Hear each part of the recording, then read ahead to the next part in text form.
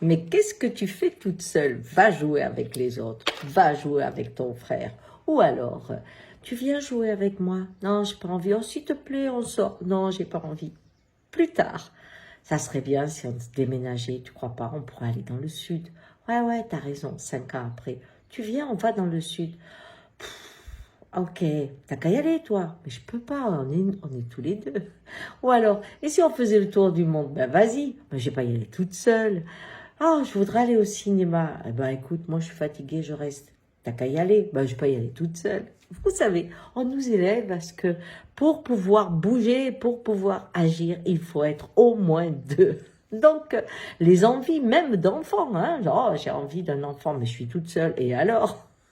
Le père viendra après, si c'est une femme, et si c'est un homme, la mère viendra après. C'est le géniteur qui te manque, ça c'est pas un problème. Parce que la vie, elle garantit pas que papa et maman sont là jusqu'à la fin des temps, hein. Donc on est souvent un parent toute seule à élever un enfant.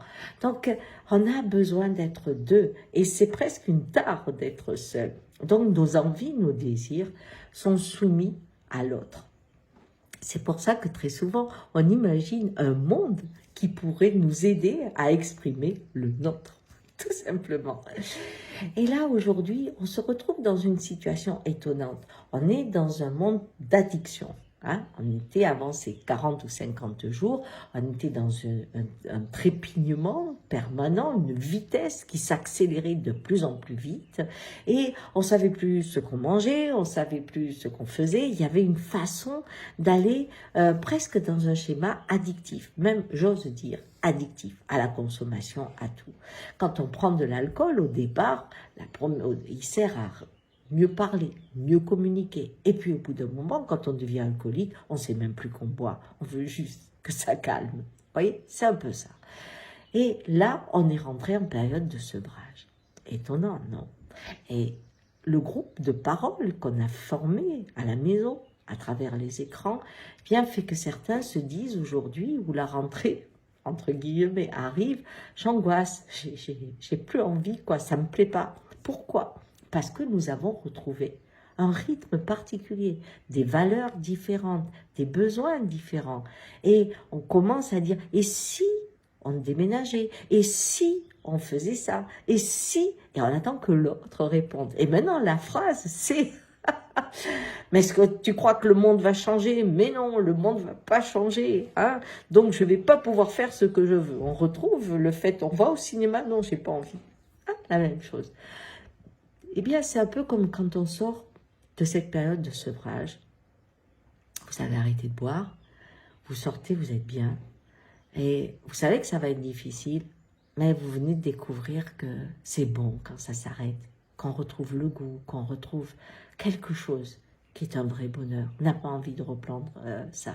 Par contre, les dealers, les alcools vous attendent.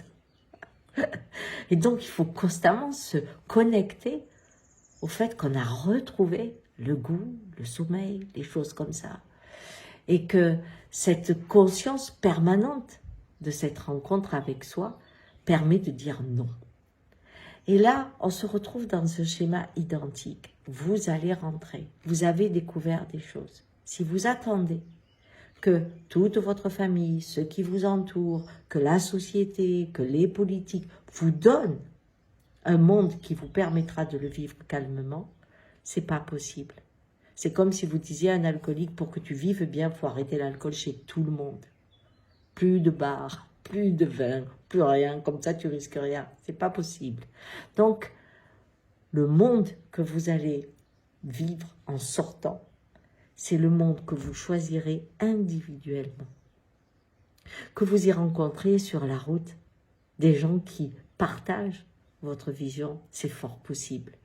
Mais n'attendez pas que le monde soit ce que vous désirez pour agir. C'est ça, le chemin ce matin. Au revoir.